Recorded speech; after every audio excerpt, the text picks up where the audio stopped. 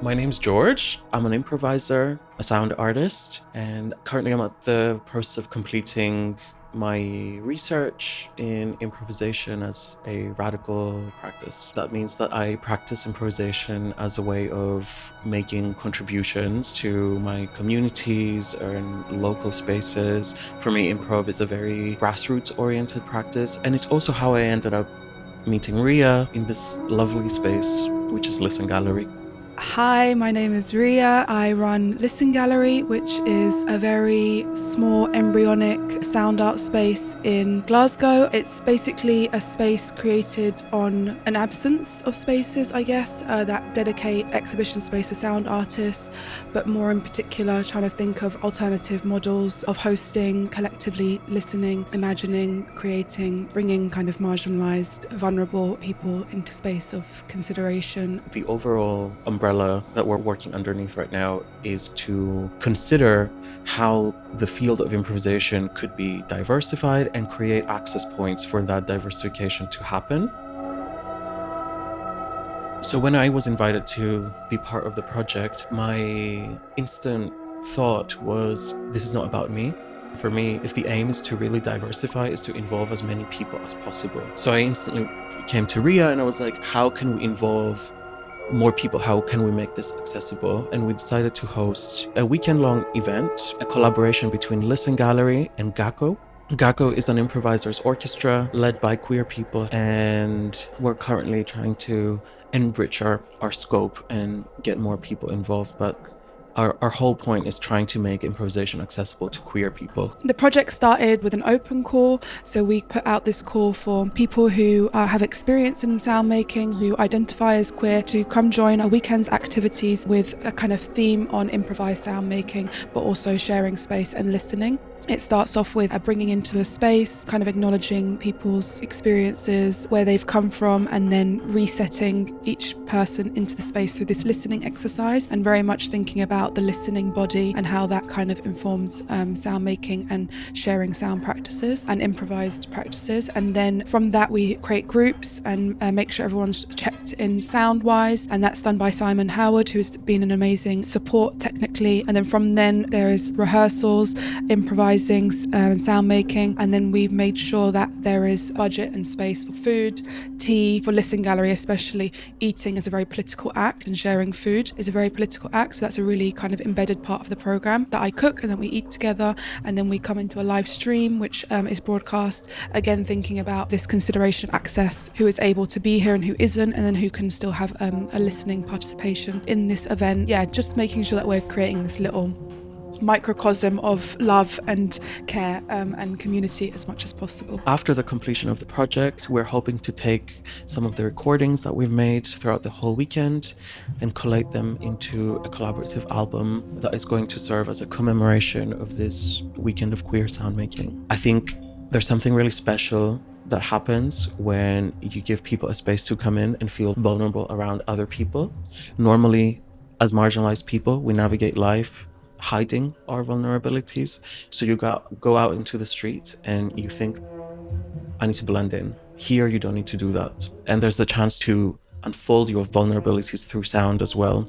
For me, it's really important that Listen Gallery tries in every sense to consider what it is about holding spaces for people, and in particular, if we are talking about marginalised people, people who are vulnerable, people who are kind of on the periphery of, heteronormative society, it really needs to be considered how that space is held. And I would put that under this term called safeguarding. Listen Gallery is not there. There's no state of arrival with safeguarding. It's this constant evolving, shaping, morphing, shifting landscape, which I think for a lot of art spaces feels very daunting. But for me, I feel very excited about this. The joy of the administration side is writing safeguarding policies. I think this is what I have found repeatedly in Listen Gallery, is a space that is switched on, that really unfolds a thinking of what does it mean to hold people safely, comfortably, to facilitate their creativity. We have already seen a lot of parallels evolving between how the space is held and how improvisations are held within that space.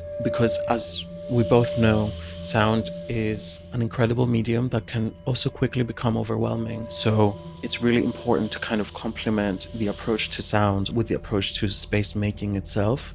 And here I think the two have been married in that way.